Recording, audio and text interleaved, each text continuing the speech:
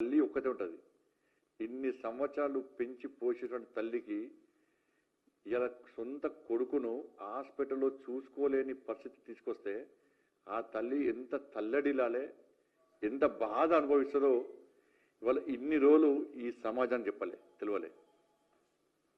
సరే, ఆ తెర వెనుక ఎవరున్నారో మనకు సంబంధం లేదు. ఆ తల్లి ఏదో ప్రిపేర్ అయి చెప్పినట్లేదు. ఆమె ఆవేదన బయటకు వస్తున్నది. ఆమె చదువుకున్న నిన్న ఆమె చూస్తుంటే బాధ అనిపిస్తున్నది. ఇవాళ తెలంగాణ మొత్తం కూడా కోడే కూస్తున్నది. అరే పాపం, తల్లికి సొంత కొడుకును చూపట్టరా? ఇంకా తల్లికి చూపట్టకుంటే, భార్యకు చూపట్టకుంటే, కొడుకుకు చూపట్టకుంటే ఇంకెవరు చూపెడతారు? దీని వెనుక జరిగిన తతంగం ఏంది?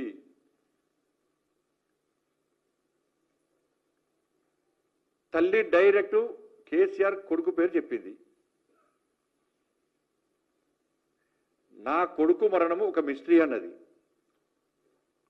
ఏంటి అది?